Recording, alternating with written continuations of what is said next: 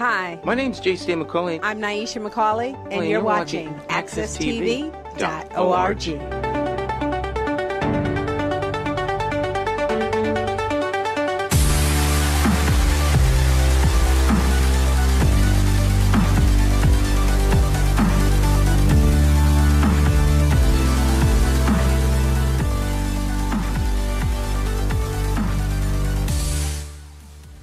Hello everyone, today we are on the Black Business Alliance show. Welcome. And I am Guilaine Menefee, your producer and host. Today we have a female accountant with us. For our theme, Know Your Money. This accountant has an engagement model with her customer that truly builds relationships because her customers are family. Now, what do you do when we have family? You give them tough love. And she gives just that to her customers by making sure they know their money. She just doesn't consider herself an accountant, but also your designer and your strategist, because you can optimize the way you manage your books and more. She's been in her line of work since 1991, and she has just a lot of wisdom for us today. She's going to help you understand today how to think best about an accountant and be responsible entrepreneurs that know your money. Her company is called Carrington Financial Services. Please welcome today business owner and accountant Larcina Carrington Wynn. Good morning. Good morning, and yes, good afternoon almost. So thank you for being with us in the studio. We're excited today. I'm excited today. I'm excited about my Patriots too. I had to put that plug in. Super Bowl champ 6 times. But no, we're excited to have you here today because, like I mentioned just in our intro, you have such a wealth of knowledge, and you have a different vantage for how you engage with your customers. I think your example is a great one for entrepreneurs. So let's just start with you, right? Okay. So how'd you start this? How did it all begin? Oh, just, I think I mentioned I started when I was 22. Oh, that's I know you look at me and say I'm only 22, so how did that happen? But I started when I was about 22, and I actually managed a person who was in the Virgin Islands. She became the U.S. Commissioner of Health of the Virgin Islands. And I managed all of her properties, everything while she was here. So, but in the interim, that gave me the incentive to be more than a personal assistant. I was able to strategize around her properties, around her taxes, around all those things. And I just kind of evolved my business at that juncture. That's awesome. And you know, you talked about when you started your business. So there was an evolution, like it happens with most entrepreneurs. You were a little bit more virtual at first, but then you talked about, you know, trying to demand that respect from customers almost, because you were working out of your home. Now, a lot of entrepreneurs do this, but what did that mean for you at that time, if you could explain that? Right, so the purpose of working from home was a great idea because I had little babies, little children, so it allowed me to work while they were sleeping. But clients didn't take me serious, you know, because of not having an actual office to go to. They respected me, they wanted my information, but they really didn't take me serious as a professional. So I had to move into a brick and mortar at some point in time, and in doing that, you know, the client base just kind of grew. I'm glad to see the folks who were asking me the questions, but they did finally become clients. But so you had curbside appeal now, which is actually very important. Absolutely. Yeah. I mean, the physical, the tangible, it almost bona fides your company, makes it real. You know, I know I teach entrepreneurs these days that, you know, one of the other ways now, you know, we're in 2019, it's to have a website as well. But for you, that office was really important. Absolutely, and even in that, I'm still virtual, which is really like bringing you back to the times, that's right, you know, current times, because a lot of clients, I have clients in North Carolina, I have clients in California, I can't be there for them. So the virtual aspect of how I started is kind of reinvented itself at this point in time in my businesses, which is really helpful. Yeah, and there was still, even from a growing perspective of being in your office, you talked about that, you know, at first it was actually like a sublet, you know, before it really became your office. Right, so people are kind, and you don't really realize that. What I mean by that is that my first office was actually an accountant who I used to work for, and he had to move.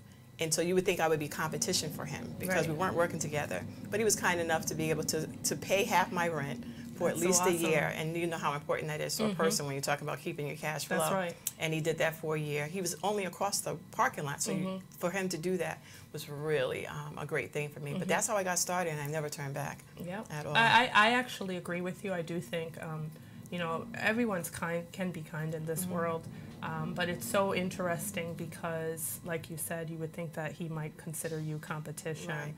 And I love that. I do find that in the heart of entrepreneurs is that we understand what it means to be in business, and we extend that to other entrepreneurs. I wouldn't know where I'd be if he hadn't done that. I probably would have sunk quicker or something like that. No, that's great.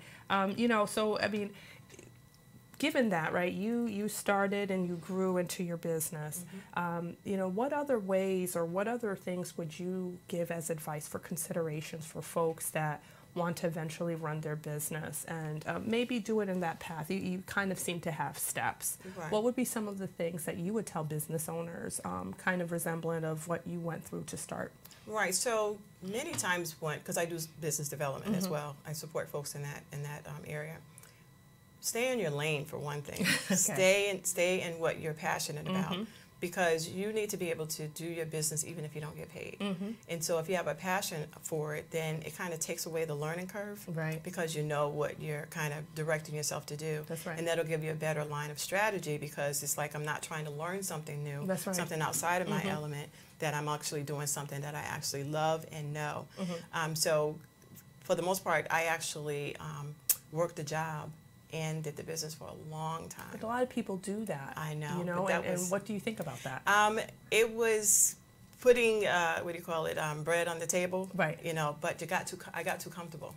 And when you get too comfortable, you don't grow your own business. And even though I had the flexibility, I still never gave my business that attention that it needed to have. And so when you're straddling, you know, when I think back to it, I did it for 18 years before I actually went full time in my business, and that was way too long to do that. How do you help us understand, so viewers out there who are doing that, because that is, it's reasonable, right? There's nothing wrong with that. Right. But I know you talked about almost like buyer's remorse, if you will, for not really making the step maybe sooner, and you can kind of see in hindsight that perhaps you had opportunities to do that a little bit, you know, earlier. How would you advise a business owner to really kind of get that timing good so that they can make that move at the right time where, to your point, if it's their passion, it's what they know to do, that they're doing right by their business? Right. So you got to have goals and you got to have timelines. And that's something I didn't have. Okay. Because I was so comfortable in the job that, you know, the business was really a hobby when you think about it. And so had I said, you know what, 2011, I'm out of here, and just kind of fell with that plan. No, it's like, okay, they need me, you know. And when I think back about it, the amount of money that I did not make because I was working for somebody, it's disheartening. I tell you, it's sad because I'm talking on average about $45,000 a year. Wow. When I equate my salary to what my growth is going on in my business right now. So you really need to have that exit plan to be able to really truly say, okay, you know what, 5 years, that's it. I'm out of here, and just step out. Step out and do other things. Absolutely. Yeah, I mean, that is the reality of some folks. Is you know, we do the paycheck is steady, but that's when you talk about being an entrepreneur, you have that risk factor, but you gotta kind of have to go out there. Absolutely. Yeah. Absolutely. Awesome.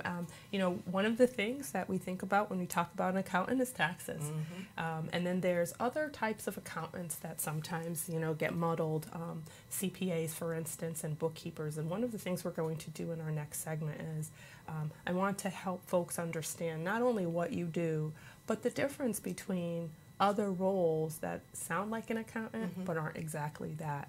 So when we come back, we're going to talk a little bit more to Larcina Carrington Wynn from Carrington Financial. She's going to get into the heart of really the service she provides and how to understand how to look at an accountant differently than maybe a bookkeeper or a CPA. So we'll be right back with Larcina Carrington Wynn.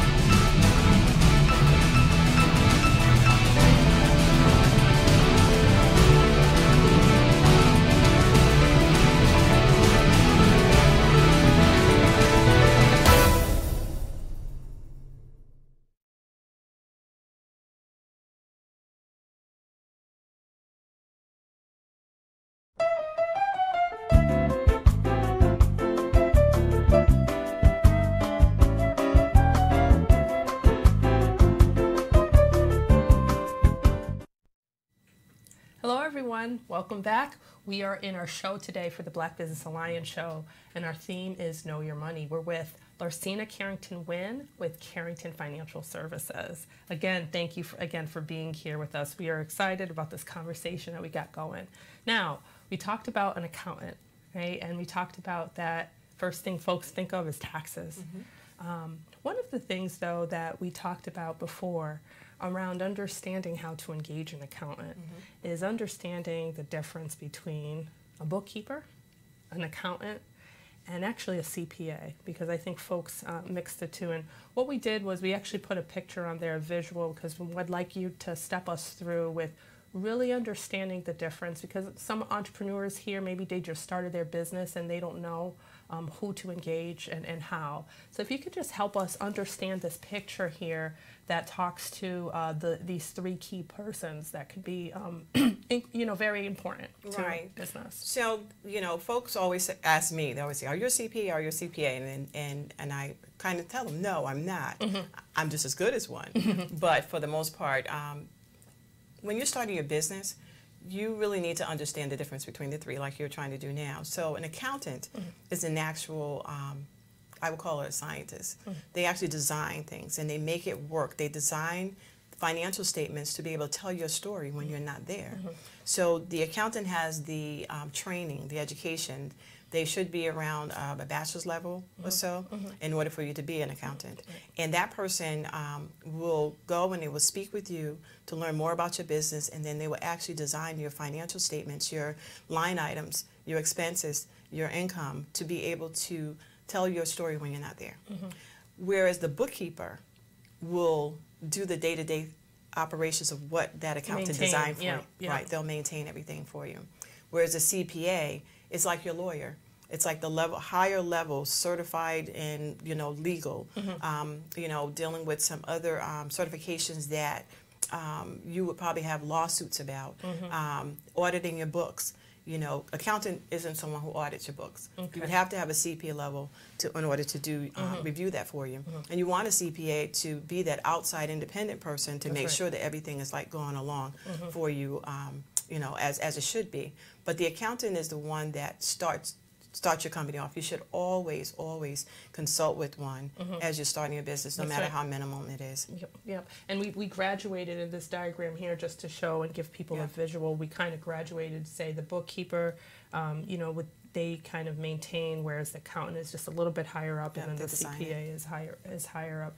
Now, one of the things we talked about is exactly what you stated. You have folks that want to engage you, but they first check and they're like, hey, are you a CPA? Can you explain a little bit, because this is important notes here. There's one thing to talk about what's the difference between what they do, but why doesn't an entrepreneur need to engage a CPA necessarily? Right, so the CPA level, like I said, is dealing more on the legal side of the business, to keep your financials on the legal aspect of things, whereas the accountant is the one you really need, who designs your systems for you. So when folks engage me, they'll say that, but then they get a little bit disappointed. They're like, oh, you're not a CPA, because that's what they're used to hearing. That's right. But the CPA is doing the work for the accountant. I'm sorry. The accountant is doing the work for the CPA. That's right. And the CPA just goes through and just makes sure the accountant's things are actually in line. And the accountant would oversee your bookkeeper to make sure that that person is doing what they need to do. And the other thing is just a little bit more direct, which will hit home to some of our viewers. It's actually more expensive. Right. Absolutely, yes. Because of it's the kind of the higher level that the CPA is actually dealing with. Right. But I think you also educated me in saying, hey, you know what, though? Even if you did get a CPA, that accountant is actually not that much different, right? Right, absolutely. The accountant is the actual designer. They just consult with the CPA for the legalities of everything. Right. But the accountant is the one that's really provides the oversight. They can do almost everything. Yeah, absolutely. Yeah. And I think that it's actually really important, because I know another thing that we encourage at least Menefee Consulting is that your three BFFs are that bookkeeper and that accountant, the two of the three outside of with your lawyer. Right. But many entrepreneurs, we just don't know. We don't know what we know at first. Right. I know I had a personal experience where early in Menefee, I didn't realize that I was using a virtual company that was doing my books, and they actually weren't necessarily completing some of the necessary legal, requirements. That I didn't realize that, but I didn't know what I didn't know. Right, right. And so that's where it's so important. When people start businesses, they really should get some level of education or understanding. That's right. Because you're held accountable for your own That's information. right. I mean, you may have an accountant, you may have the best of the best CPAs, but when it really comes down to it, you're responsible for your information. And I don't really care to work with folks who don't want to be a part of the process, just want to just hand things off to me. No, that kind of relationship I don't encourage at all. And that's another thing I love about what you've talked about is it's not an excuse, right? Right. You know, I would still, like that scenario I just explained, I'm still responsible for my company. Absolutely. And you talk about that ignorance is not an excuse. It sure isn't. Yeah. We have a nice video of one of the times, though, when you did talk from the hat of a bookkeeper, and you talked a little bit about how someone should manage their books using an online software. If we can just show that. But the whole point that I'm saying about this is that it allows you as a business owner to keep track of what folks are supposed to be doing for you, right? You should know as a business owner that your bank statements need to be reconciled. You should know as a business owner that somebody needs to be tracking your expenses. You should know that your invoices need to go out. You should know all these things that would enable you to be able to stay on top of the activities that your business actually puts out, right? So you got to know, even though you're not accountants, you're not bookkeepers, but you got to know what you need, though. You got to know how I need my stuff to look in order for me, if I'm going to apply for a loan or I'm going to apply for a credit line, I need to know what's supposed to go in that stuff, right? If I'm just going to be relying on someone else to tell me about where my money's coming from, I don't think so. So the point of it is that you don't have to be a bookkeeper or accountant to do the stuff, but you do need to know what you need. And that's what QuickBooks Online allows you to do that too. It gives you free access to that kind of information. So I love that video because it speaks to exactly what we were talking about, knowing your money, knowing your books. And I know you talk about making sure you hold your clients a little bit accountable for that. Yes, I absolutely do. You know, there's times where people aren't really taking their business seriously. You know, I have people who walk in the office and say, you know what, I need to claim a loss this year.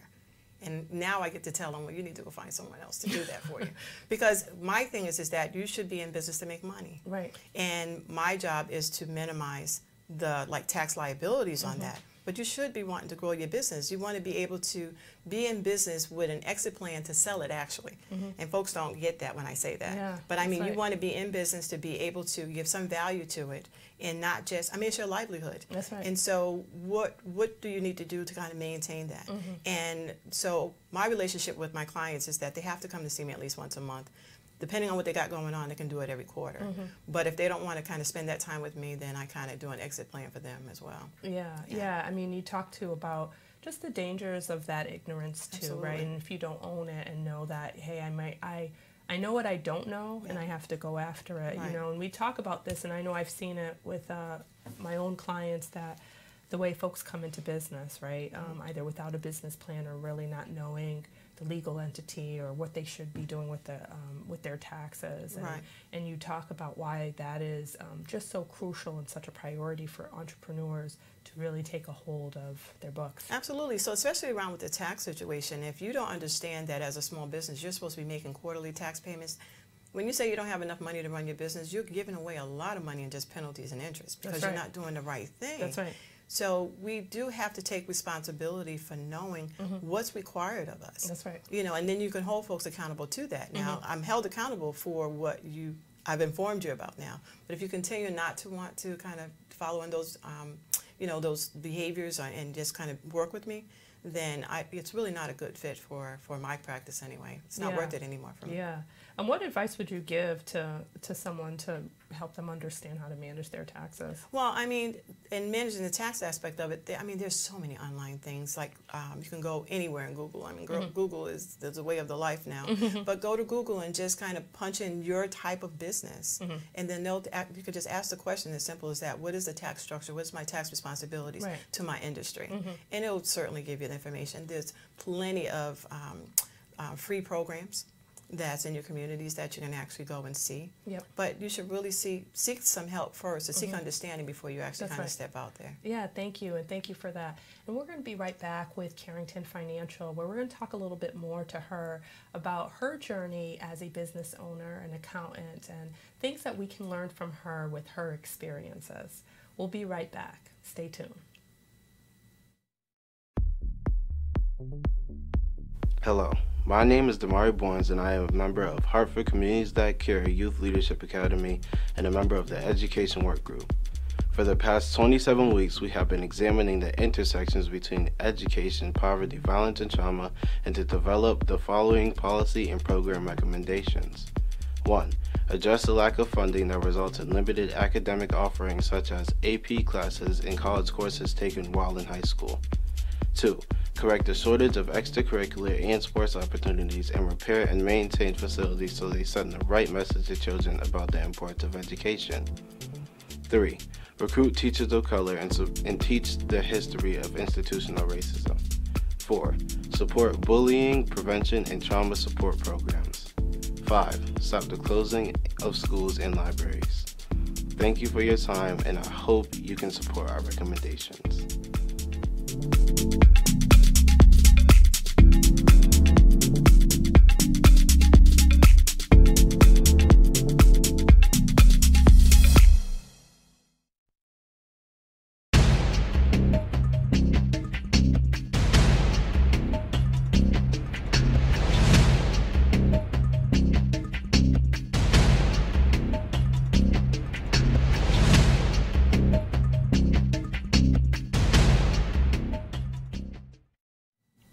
Hey everyone, we're back. Black Business Alliance Show. I'm Guilaine Menefee, and today for our Know Your Money theme, we have Ms. Larcina Carrington Wynn with Carrington Financial Services. We're so excited that you're here. Again, you're a dynamic entrepreneur and you've been around for a little bit. And I think a lot of times some of the best things about being an entrepreneur is because it doesn't matter if you're a different industry, we can learn from you. You talked to me about some of the challenges that you've had as a business owner. And again, we can learn from others' mistakes and challenges and experiences. Maybe if you could talk to folks about what your biggest challenge has been. Well, right now is duplicating myself. When you're in a business and you have certain procedures and things of being able to define who you are, it's hard to package that and teach that to someone else to let them do that. That's right. So it can be a burnout situation for you until you get to that place. That's right. I'm really close right now of being able to say, okay, that's awesome. If this business is not going to require me to do it on a day-to-day basis. But it's been really tough because you got to find people vested in your business, you know, and that's the hardest challenge, is to find someone to not just come and get a paycheck, but to want to learn exactly what you got to do. Well, help people understand, because you're an accountant, right? And something that you are kind of competing with is technology, IT these days, right? So folks say, well, there's QuickBooks, you know, I can do it myself. Tell folks why, not so fast. Absolutely. You can't really replace me yet. Exactly, exactly. We use the term garbage in, garbage out. So with that, QuickBooks has been, you know, really challenging in the sense of QuickBooks works really well, but you need the accountant to design it, and then you maintain it.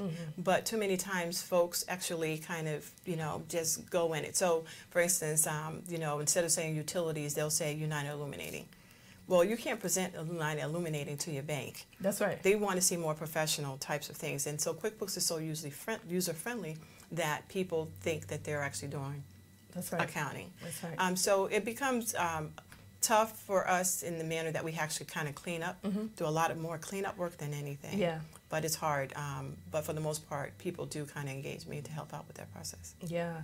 And you also talked about just now around, you know, thinking about where you are right now and where you want to be. You know, what has been maybe the rewarding aspect of being a business owner? Oh, just not only the flexibility and being able to do what you want to do when you want to do it, but it's so rewarding for the people that I'm servicing. Like you said in the intro, that they're like my family. So like my average tax client is about 7 years that's with me. That's awesome. And most of the time, those taxes probably only take me about 15, 20 minutes, but I'm talking an hour and a half because I got to catch up on whose new grandchild and, you know, all those kinds of things. But it's just knowing that you give value to people, and it's never been about just a paycheck or anything, because at this juncture, I love doing what I'm doing. And so to be able to service people in that way, knowing that you're empowering them with what you know, it's really, really good. And I loved just the energy that you talk about when you talk about your business, because exactly what you said, you're a solution provider, you know, and it feels good to help, right? And you talked about that connection that you have with your clients, and that's why it's so important. They're trusting you with one of the, you know, I would say probably top 3 items in somebody's life, which is their money. Absolutely. And in those sessions, you'd be surprised of the information that they actually share. I am so careful with confidentiality. That's right. You could refer someone to me, and you'll say, hey, Larcina, did, you know, Ramona come? And I'm like, ask Ramona. I won't, you know, because just that little bit of information leaking out, the person won't trust me. And that's probably why I believe my client base is real stable, very stable. That's excellent. So now, I mean, how fulfilled are you with being a business owner? You know, it's tough. It's a tough grind, and you have your challenges, and sometimes you're like, why am I here? That was just last Thursday. So with that, I remember when I got my office, and the trash can was filled up. I'm like, well, who dumps the trash? You know, when you're an entrepreneur like that, you got to do everything yourself. That's right. And so it becomes overwhelming at times when, you know, you got a lot of invoices out there, people haven't paid them, you know, but yet you still got staff that has to be paid. That's right. You know, you still got the rent to pay, you know, and so you don't put that off on your clients that come through the door. So you have to, like, have this face on all the time, like everything is good. But at the same token, you know, your world could be tore up around you. I wouldn't give it up for anything in the world, though, because the flexibility and the freedom that it allows me to have, and I can make as much as I want to make. I can go in any industry that I want to do. I can play music in my office that I want to play. That's right. You know, so it gives you that sense of freedom on top of everything. But the value that you give to other people is just my love, I tell you. That's awesome. You talked about the vision that you have for your business. I think, you know, one of the places you said you wanted to be is where the business can run itself, and that's why you're implementing your systems in place. So eventually that succession plan is somebody else who's managing the day-to-day. You know, how close are you to that? Oh, I would say less than 5 years now. Awesome. Oh, yeah. Well, I've been in it since '91, so I'm definitely much more closer. But I probably would have been closer if I hadn't stayed in the job too long. But that's okay. Things happen for a reason. That's right. That's right. So, but I am definitely very close now. I'm excited about that. That's awesome. Well, we always ask folks before they leave, you know, from this show to share maybe some pearls of wisdom, if you will, but just something that they can leave that maybe they're not going to find on your website. Okay. They're not going to find necessarily even just because they might even do business with you. What are some thoughts that you can leave with our viewers today? Right, especially when you're starting a business. If you're starting and you haven't started yet, please consult with people who've been doing it. Hang out with folks who actually do what you do. People, you'd be surprised how folks will welcome you in for that. But the more you know about your industry and what's required, the more successful you're going to be. Absolutely. And check in with people, because they will actually be surprised on how much they'll share with you. But there's plenty of information out there. Don't go into business haphazardly, because you don't have to. With information these days, you definitely don't have to go in it without knowing what you need to do for yourselves. So just consult. And I mean, like the SCORE programs, you remember those? Yeah. They're out I there. used them when I early in my business. Absolutely. So people like that are there just waiting to kind of talk to you about it. And build your team. That's right. You know, talk to the lawyer on what structure you should have. Talk to your accountant on what you should be containing. What software should you be using? Because the software we talked about just a little while ago may not necessarily be the one for your business. That's true. So kind of consult with folks to be able to, because the more you do that, the more successful you're going to be. We know businesses fail all the time, but it shouldn't fail because of lack of information on the on-side, for sure. But yeah, thank you for that. So how do people find you? Yes, I am on Willie Avenue, 419 Willie Avenue, Suite 202B in New Haven, on the second floor, and you can always come by and see me there. How about your website online? Oh, yes, I got one of those, www.carringtonfinancial.net, and then my email address is carrington5.financial@gmail.com. Telephone number, 475-238-8298. Yeah, well, thank you for being here with us. You have such a strong engagement model with your customers. And if folks are looking for an accountant, a Black accountant as well, come and see Larcina Carrington so she can help you with making sure that you know your money, you know your books, and it's really designed to be catered to you with whatever that industry. She's worked with them all, and I'm sure there's nothing new under the sun at this point for her. You can also find Larcina through the Black Business Alliance.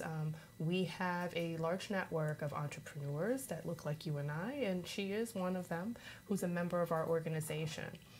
If you want more information about the Black Business Alliance, go to www.bbusinessalliance.org.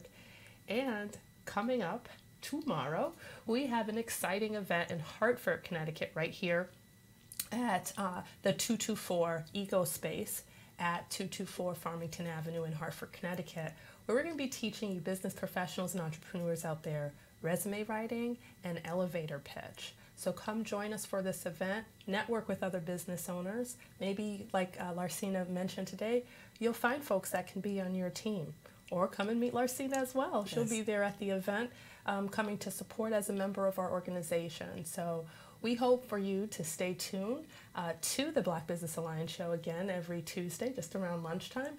Come on and see another dynamic entrepreneur like Miss Carrington that we have here from Carrington Financial Services. Thank you again, and I'm Guilaine Menefee, and we'll see you next week.